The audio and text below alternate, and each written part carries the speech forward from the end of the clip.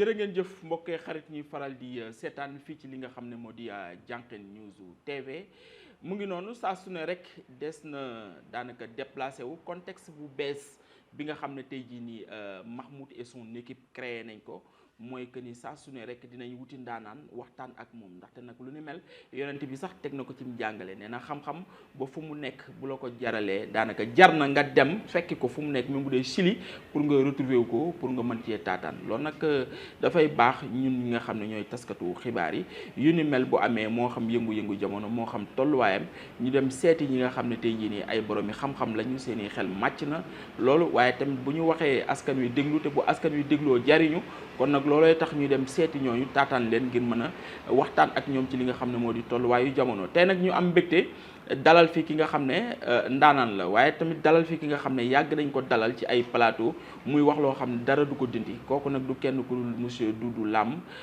kooku la ñu dalal tey nekk président du mouvement M10 waaye tamit ànd ak ki nga xam ne moo di Samba Ndiaye di def liggéey bu am solo kooku la ñu dalal tey fas yéene waxtaan ak moom ñu bàyyi ko mu nuyoo revenir ci li nga xam ne moo di présentation su ko mënee ñu mën a wóyal li nga xam ne moo di waxtaan bi monsieur Doudou Lam ñu ngi lay nuyu bu baax a baax.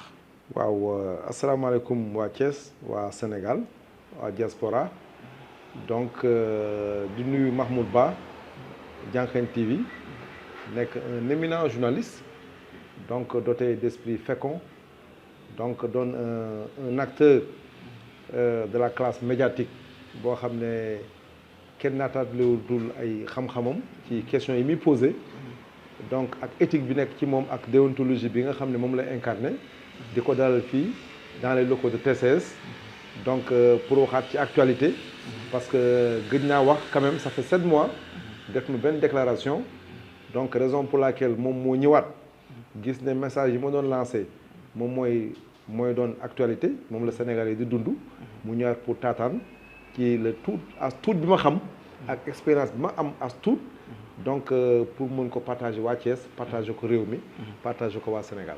jërëjëf ci loolu rek première question bi mooy ndax Doudou Lam dafa bàyyi politique parce que gis nañ ne jamono ji wàllum xëy mi ak liggéey bi ci nga gën a jël sa temps ci nga gën a def sa énergie waaye wàllum politique kenn déggatu la ci kenn gisatu la ci benn ndaje.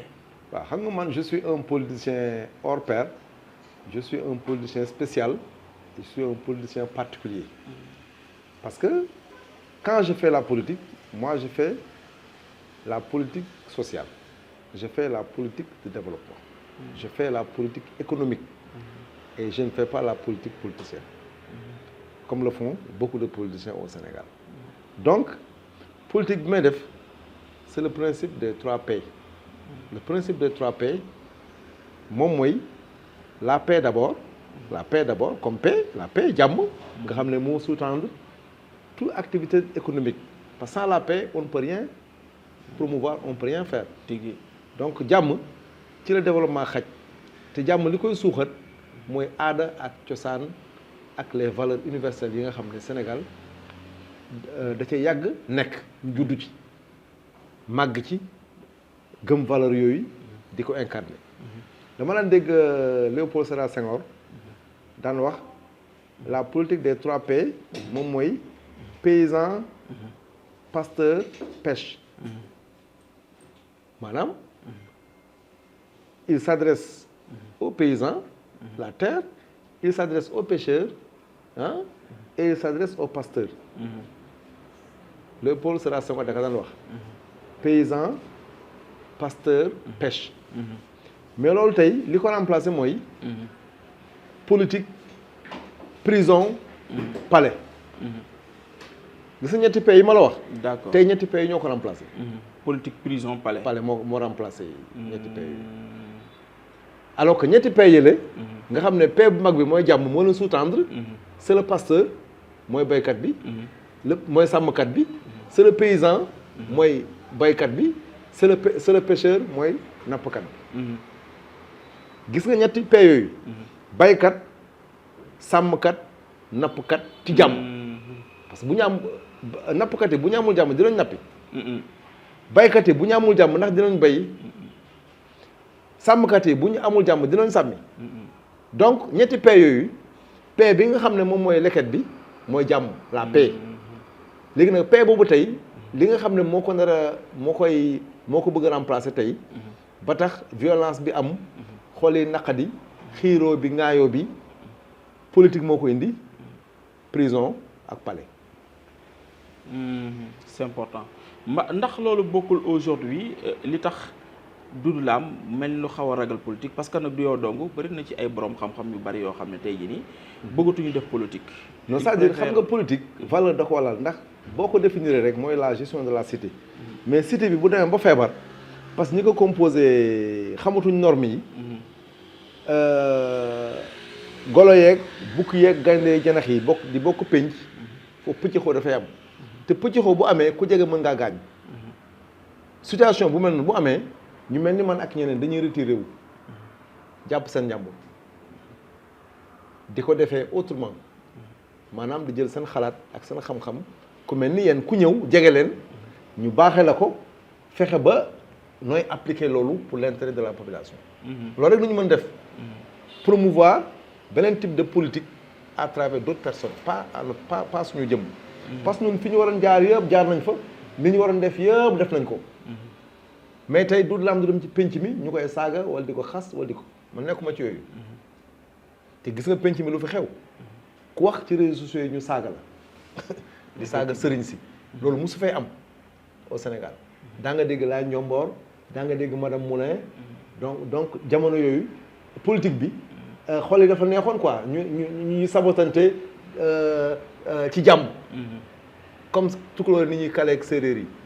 mais tey loolu amul ñi ànd ak Sonko bu ñu gisee ñi ànd ak Macky Sall dañ leen di bëgg a rey ay noonu nañ la jàppe mais ni guerre Iran Irak alors que ay Sénégalais nañu. dëj bu amee ñoom ñëpp fay tase màggal ñoo fay tase gàmmu ñoo fay tase. te sang bi leen boole ñu doon ay mbokk moo jiitu politique bi. pourquoi politiciens di leen diviser. c'est important mais ñu dellu siwaat ci li nga xam ne moo di Thiès. rawatina ci situation politique bi économique bi gis nañ ne 4 avril bi def nañ ko fi ak jàmm jàll na ci jàmm. luñ ci retenir mooy que ni amul impact bu mag bu mu def ci Thiès rawatina ci ay chantier yu mag a mag yi ñu doon xaar loolee amul nawet bi mu ngi nii di ñëw donc gis nañ ne canal yu bari fatt nañu waaye tamit gis nañ ne jafe-jafe yu bari tey jii nii askan waa ngi koy dund buñ ko naree boole nawet bi tey jii nii sa alerte lan lay war a mën a doon vis-à-vis des. non xam nga man yàgg naa alerté depuis daaw. déjà bi nawet bi jeexee rek man newoon naa les autorités ñu préparer nawet bi ñëw. mës naa la ko wax fii.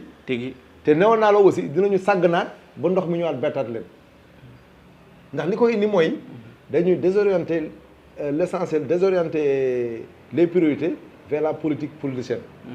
maanaam amul politique économique. parce que kenn ku ci ne yow sa leader nga àndal rek di tàccu di way di kii mu lay distraire maanaam moom moo war tamaam di tëgg nga fecc rek.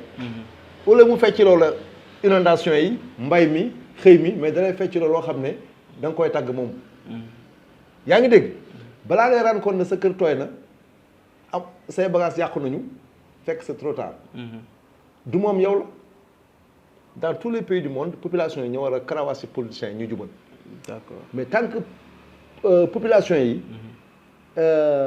teguñu politiciens yi ci yoon di leen conditionner toujours les politiques dañ leen utiliser di leen abuser toujours ni lay demee tant que amul changement de mentalité li indi changement de mentalité mooy kenn ku nekk di bañ di dépendre ci l'homme politique nga mën sa bopp moom sa bopp nga xam ne di nga ñafe ba am loo lekk ba suur am foo fanaan am le minimum yaa ko ñafal sa bopp bu ko xaar ci ñoom léegi nag boo amee autonomie ba pare ku la ne kaay ma dugal ci kaar Ndiaga Ndiaye sol t-shirt ak 1000 francs yóbbu la kaw la da ngay bañ ku ñëw ne dinaa def lii nga ne ko déedéet wan ma li nga jot a def ba pare déjà mode de li ñuy fale day changé parce que sénégalais yi léegi dinañ teg ay critères xool ki ñuy fal ndax am na éthique am na moral ndax kenn mësuñ ko xam ci ay caaxaan dinañ interroger enfance am interroger famille am interroger fi mu jaar fi mu jàngee ak lan la def ci goxam ci famille am bu wóor na ne kii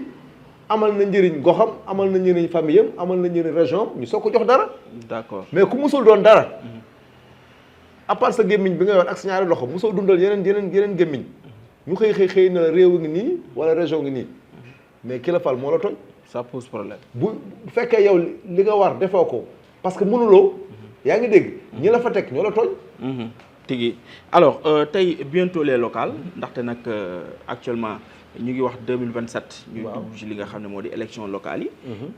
2022 la woon ñu yeewi askan wi defoon coalition ak takku wàllu donc jëloon li nga xam ne moo di communes yi ci Thiès yëpp donc moo xam y compris ouest Mamadou Djité moom moo fa nekkoon avec li nga xam ne moo di parti PUR ville Babacar Diop nord Birame Souleye Diop mi mujj jox Mamadou Diakhaté est ñu ne maître Ousmane Diagne ndax tey jii gëm nga ni dinañ def nañu suffisamment de travail wala maximum boog bi nga xam ne tey jii nii atteindre nañ seen i objectif ba war a mën a am beneen mandat wala coûte que coûte Thiès dafa war a am changement par rapport ak li nga xam ne moo di. donc man déjà fi may dul baaraam mooy mode électoral bi la ñu war a changer.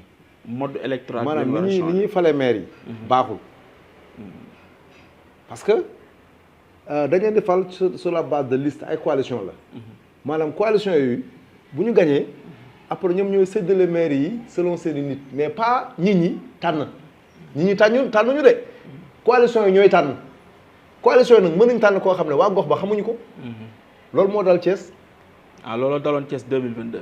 loolu moo leen dal actuellement nii. dañoo tànn ñoo xam ne Thiès waaye xamuñu kii moo ànd ak ñun tel gox nañ ko fa teg kii moo ànd ak ñun fii nañ ko jox fii kii moo ànd ak ñun fële nañ ko jox fële.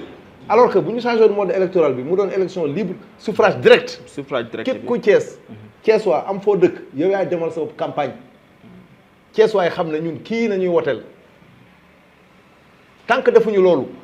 ni ñuy falee député yi ak ni ñuy falee maire yi tant que changé wuñu mode électoral bi duñu mës a am de bon maire duñu mës a am de bon député ndax yow ki la placé ci place ci poste ci position bu baax nga doon député defoo campagne à la base man la neex rek ma def la 3e position raw gàddu ñëw nga nekk député yow faalewoo base bi ki la dugal ci liste bi kooku nga fa nekkalatoo fa askan wi. bu fekkee élection maire la aussi coalition bi nga bokk seen liste ñoom ñoo la tànn ne la yow nañu def maire fii mais waa gox ba defuñ la maire xamuñ la.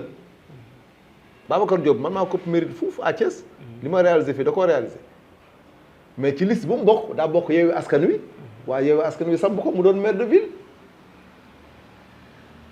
mais man li ma def Thiès avec mes propres moyens depuis 25 ans Babacar Diop da ko def tigi moom li muy def nii bi dañ ko jox budget mais man kan ma jox budget est-ce que mérite yi benn la mérite du benn dafa war a am critère ñu ne ku bëgg a doon maire da nga ñuy wax yow lan nga fi def nit ñi gis ko.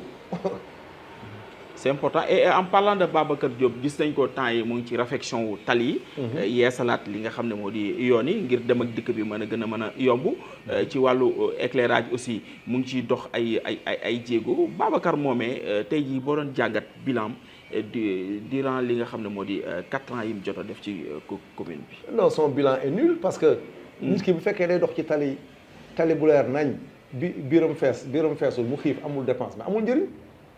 dafa war a mais compétence yu mairie du jox ay dépenses. non c'est-à-dire il doit promouvoir l'économie locale ndaw yi am xëy. d'accord c'est-à-dire création de richesse la maire war a def créer conditions yi ñëpp di am dara di yóbbu seen kër. loolu moo ëpp importance. tigi joxal léegi gi loolu moo ëpp importance. tigi la war a def ndaw yi am xëy. bu ndaw yi amee xëy. ñoom seen bopp kenn ku ne di nga mën a développer sa gox. mais c'est pas la mairie moom moo war a rafetal non. mairie dafa war a tracer les grandes lignes. population yi eggale. yow boo amee dara doo defar sa kër. kii boo amee dara doo defar këram. ñëpp bu ñu defandoo seen kër kon dëkk bi rafet. kon moom su boobaa leneen lay def. mais bu fekkee da nga taaral te amul ay entreprise yu ndaw des PME ak yooyu ndaw yi mën a am xëy nga leen di former di leen financer ñuy liggéey yaa ngi dégg di produire di transformer muy am valeur ajoutée ndaw bi développé wu mën a changer décoru néegam ba muy fanaan changer décoru këram peinturaat est-ce que comprendre nga keneen def noonu keneen def noonu keneen def dëkk bi dara rafet tigi tigi et parlons un peu sur climat politique bi actuellement. gis nañu li nga xam ne moo di Pastef mi xeexoon ba tey li nga xam ne moo di nguur gi tey jii nii mujj na nguur gi rëcc ci ay loxoom ba fi mu toll nii Pastef delluwaat na li nga xam ne moo di opposition yow tey jii ban analyse nga am si le entre Diomaye ak Sonko seen li nga xam ne moo di séparation. non c'est-à-dire qui se sépare ak ñu ànd ñëpp man loolu laa yëpp man ça me faut au pôle nord que ñu ànd ak ñu séparé wu xam nga la mooy essentiel bi mooy liñ leen di xaar ñu def ko c'est-à-dire li tax ñu fal leen population bi espoir bi ñu am ci wàllu xëyu ndaw yi ci wàllu redresser réew mi Sénégal dépassé France dépassé États-Unis dépassé Canada yaa ngi dégg population yi foofu lañ leen di xaar maanaam dund bu yomb bu ñu feebaree faju sañu jom bu ñu bëggee jàng li ñuy jàngalee méngóog emploi éducation formation emploi maanaam réduire le chômage ba pare def ay réformes profondes yi nga xam ne dina mën a jëlee réew mi ci guuta wàññi taxes yi jàppale entreprise yi yaa ngi dégg créer beaucoup de champions xam nga Abdoulaye Wade créé na ay milliardaires ñoom tey dañoo waroon xool fi Abdoulaye Wade yem ci création d'hommes d'affaires milliardaires ñu tripler ko créer de nouveaux champions maintenir les champions yi fi nekk créer yeneen changer code de procédure pénale bi maanaam changer mode de sanction yi ñuy sanctionner nit ñi di leen tëj maanaam dindi injustice bi nga xam ne pour un rien ñu tëj Sénégalais yi quoi changer code pénal bi code de procédure pénale ñu changer ko ba pare fexe ba Sénégalais yëpp xam seen i droit ak seen droit parce que Sénégalais yi ñu si bëri ñoo ngi leen di yóbbu ci yoon di leen tëj xamuñu sax li ñu leen tëjee parce que maîtriser wuñu loi yi maîtriser wuñu constitution bi xamuñu leen ne ci biir parce que kenn traduire ko suñu làkk réew bi ni muy doxee mais beaucoup de Sénégalais boo laajoon la mooy constitution xamuñu ko defal micro trottoir ci emprisonnement yi am ak télé ak rajo yi journalistes yi ñoo tax léegi Sénégalais yi même jaaykatu caaf yi xam nañu mandat de dépôt jaaykatu caaf yi xam nañu léegi retour de parquet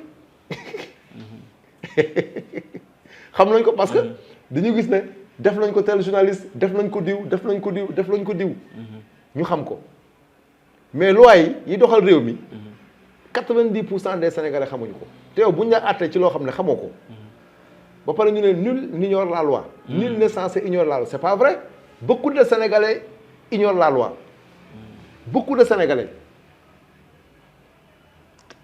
yu bari tey boo leen waxee chanter seen hymne national mënuñ ko xamuñu la mooy contenu hymne bi xamuñu la mooy drapeau bi signification vert jaune rouge xamuñu seen devise xamuñu la mooy patrie xamuñu la mooy la république donc le mal est profond hein pour développer ce pays là il faut que ñu delluwaat suñu cosaan suñu aada jël suñuy làkk fexe ba joueur yëpp xam règlement bi mais joueurs yoo xam ne xamuñu règlement bi xamuñu yan maillot lañu sol xamuñu ban camp la ñu dugal xamuñu la mooy penalty xamuñu la mooy carton rouge xamuñu la mooy carton vert supporters yi aussi xamuñu règlement bi ñoom dañuy tàccu rek. alors Ousmane kii ma dellu tuuti ci 2024 li xewoon. parce que tandem la ñu waxoon Sonko mooy Diomaye Diomaye mooy Sonko. tey jii arrivé au pouvoir ñu def benn séparation est-ce que loolu du échec aussi échec. non échec bi kay c'est au niveau des Sénégalais parce que man mi musuma gëm loolu. musoo gëm tandem musuma gëm ne Mahmoud mooy Doudou Lam mooy Mahmoud. c'est pas possible mënul ne. bakkan yi niroowul loxo yi niroowul bokkuñu sant bokkuñu tur bokkuñu ndey bokkuñu bay naka lañu mën a waxee Diomaye mooy Sonko Sonko mooy Diomaye loolu mooy lan c'est impossible loolu mënul nekk ñi ko gëm la neex ñu gëm ko mais loolu mënut a nekk benn jabar kenn ñaari góor duñ ko bokk mënul nekk. mais est-ce que bu fekk waxee woon ci contexte projet bi peut-être projet bi ñu bokkoon wala yow da nga gëm ne aussi. non mais xam nga un projet kenn moo koy piloter. d'accord.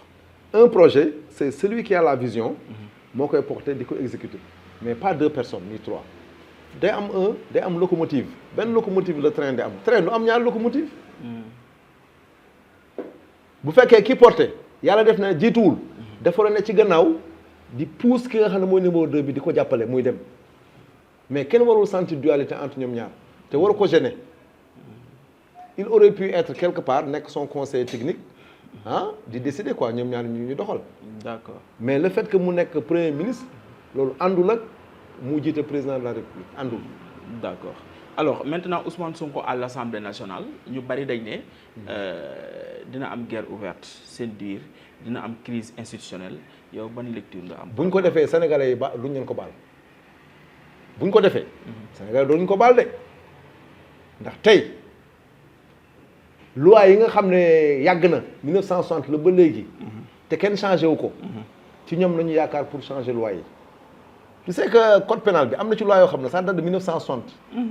am na loi yu yàgg yoo xam ne méngootul ak jamono ba léegi moo ne ci code yi. àttekat yi di ci àtte. par exemple droit de la famille.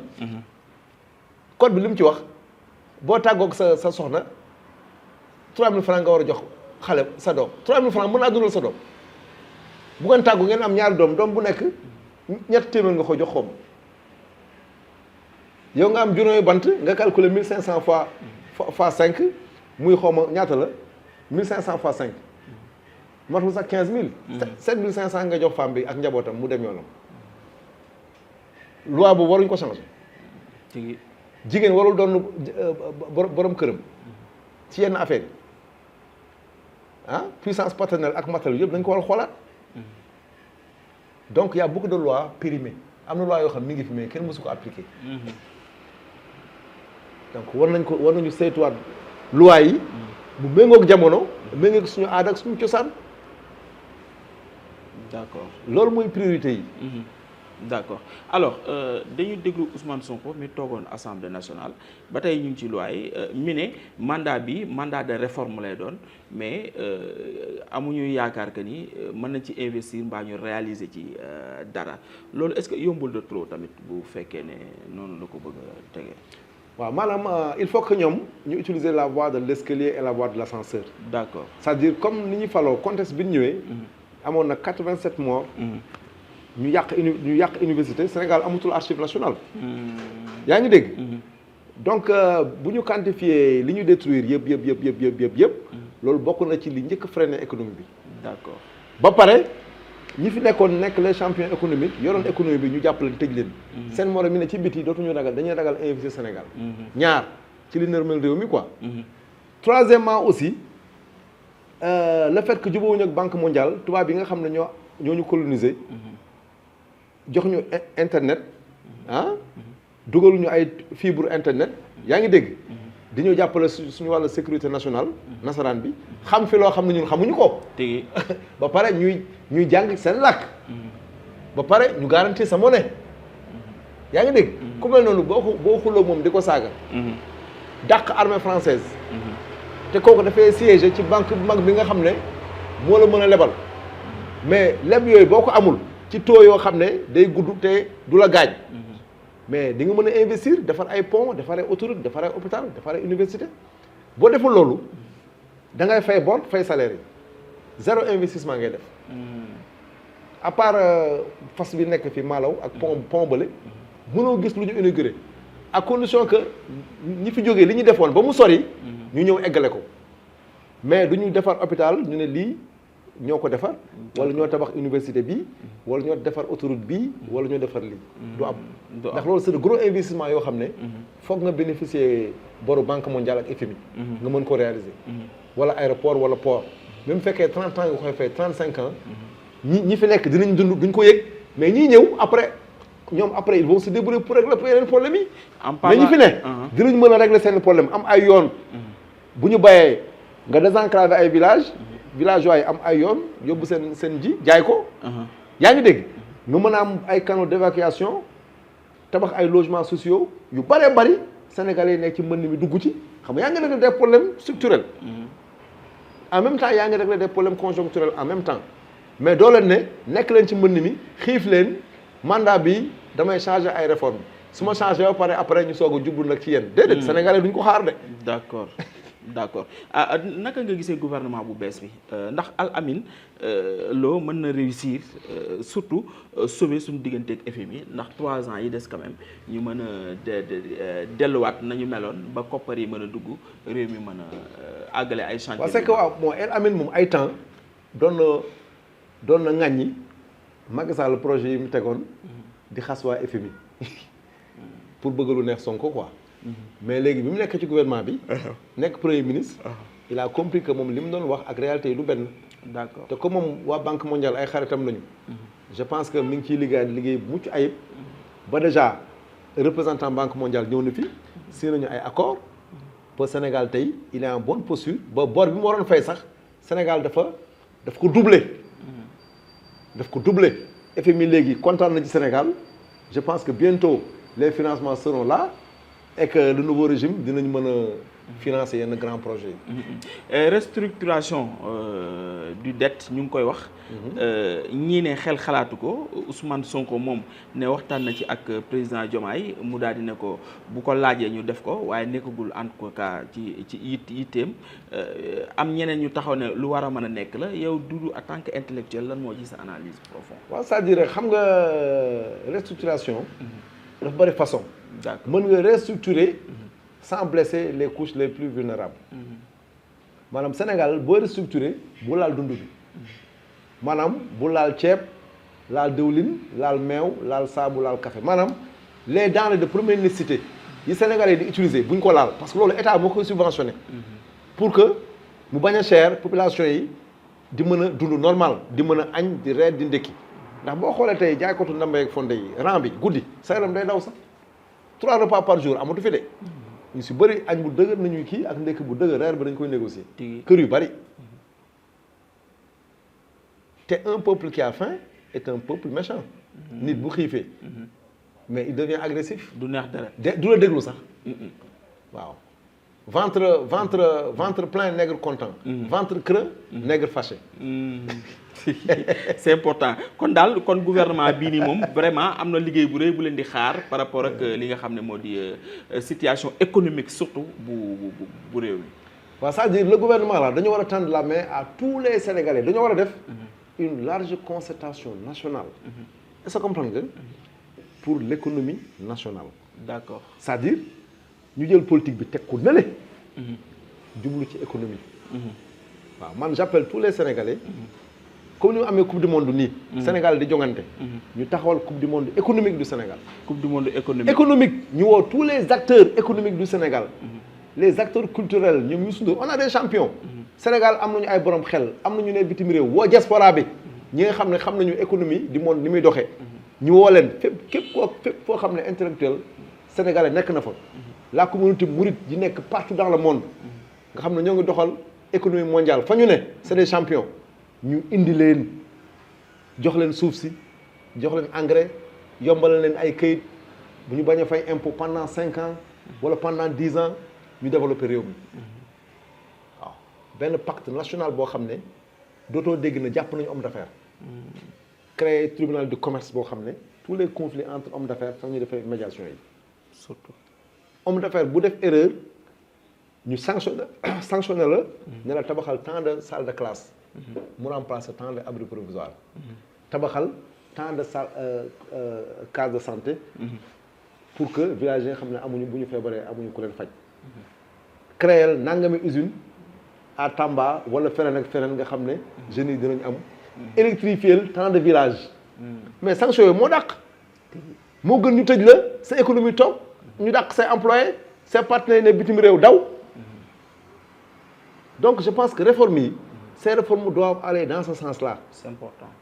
maanaam tribunaux yi fees na kaso yi fees gendarmerie yi di fees dispensaire ak hôpital yi di fees tu as l'impression que et puis boo demee ci armée yi sénégalais ni ñuy deewee jéggi na dayoo aussi parce que dañuy feebar duñu faju sénégalais dañuy traîner ay maladies ñemewuñ ko wax parce que ordonnance nañu ragal boo doonee borom kër da ngay daw ba daanu tali bi ba ruus nga wax da ngaa feebar ndax dépense amul retraite boo doon raam sax di nga ko wuti tigi alors beneen bi mooy Doudou bëggoon naa aussi nga wax ma sa xalaat ci li ñuy jàppee incohérence ndaxte nag waa Pastef ministre yi bu ñu toogee ay traître lañ waaye DG yi ñoom am nañ droit toog ak PCA yi ndax loolu aussi tamit c'est-à-dire gis nga li ñuy def nii Sénégalais yi comprendre nañu seen jeu yàgg na ils font semblant kon jeu da cee am non c'est un jeu man je suis un politicien hors pair boo tegee un pas xam naa fi nga jëm te sama classe gi bari nañu Sénégal de te naa la xamal leen le Sénégalais lambda yi gis nii dañoo dépassé les hommes politiques de très loin en termes d'analyse nga defee ñoom li ñuy def nii Sénégalais yi xamuñ ko. xam nañ ko dañ leen bàyyi ci biir te bu ñu continuer ce jeu là. dañ leen di boole ñu may ñëpp sànni en 2029. lu leer laa la wax ils font semblant xamuñu. fekk xam nañu. ils font semblant que xamuñu fekk xam nañu yow boo dàqee premier ministre dàqal DG yi. DG bu ñu fa toogee ba léegi parce que am na lu leen fa bàyyi man nag du ma nangu ku utiliser sama leader di ko fayantoo de.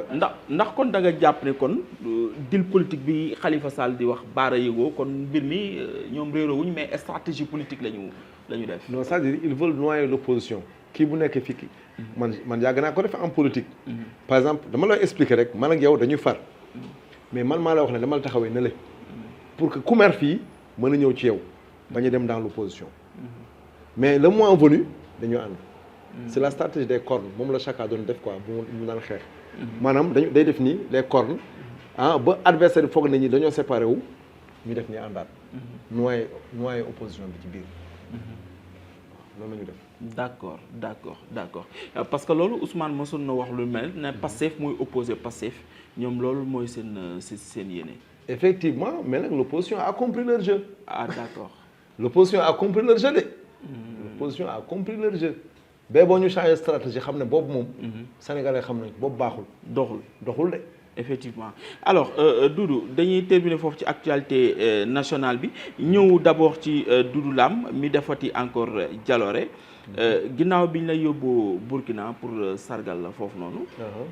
Donc alors même pas un an ñu gis benn livre bu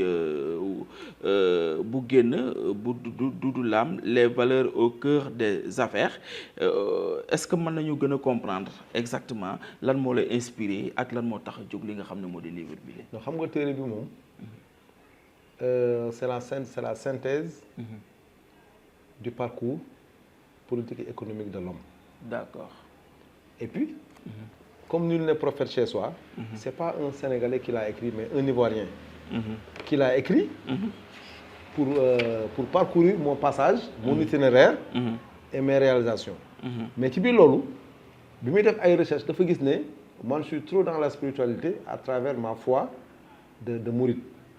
dafa gis ne chaque fois ci sama activité li may liggéey muy koom ma ko ñàkk am na lu ma ci yëkkati di ko def ci yoonu murit maanaam ci jumaa yi jàkka màggal ay cant ak dëj bu amee excès et cetera moom moo tax am na partie boo xam ne dafa dugal la piété mooy troisième chapitre bi. D'accord, c'est important. waaw donc premier chapitre bi le parcours de l'homme deuxième bi les valeurs qu'il incarne troisième bi les réalisations. C'est important alors ci li nga xam ne moo di page 5 bi fii lii en tout cas daf ma touché fi muy wax Doudou Lam incarne une vision rare du succès où la réussite économique se conjugue avec l'exigence morale et le respect profond des valeurs humaines.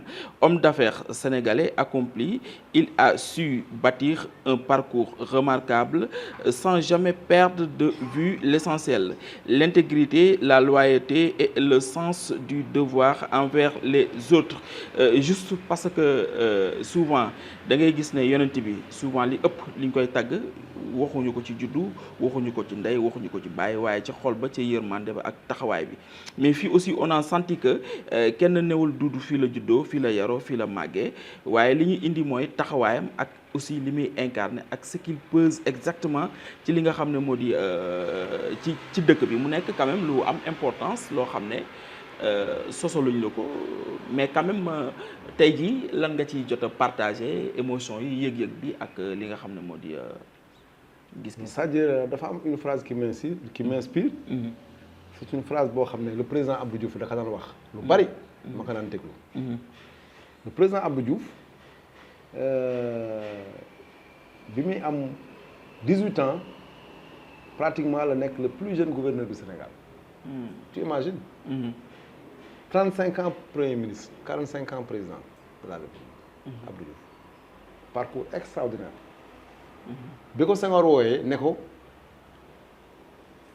en tant que gouverneur je veux que nga ñëw teeru ma ci benn rencontre politique Abdou Diouf a dit non monsieur le président si tu me convoques en tant que président de la République je viens mais si tu me convoques en tant que responsable politique du PS je ne viens pas Senghor ne ko ah bon tu oses m'affronter mu ne ko bien sûr je suis là pour la République pas pour un parti ci la Senghor gis ni kii ko am fulla la ndeke mi ngi ko denc di ko làq après ci la ko def ministre de la coopération yaa ngi dégg à la présidence après ci la ko def premier ministre après ci la nekk président de la République le président Abdou Diouf il disait que c'est pas le chemin qui est difficile c'est le difficile qui est le chemin man cette phrase là m'a beaucoup inspiré moo tax man j'aime les difficultés tant que j'ai pas de difficultés transcender ko régler ko du ma kontaan ci man bëgguma lu yomb quoi d'accord te actuellement jeune Sénégal jeunesse bi dañoo bëgg lu yomb politiciens yi aussi dañoo bëgg lu yomb fu mu mettee ñu daw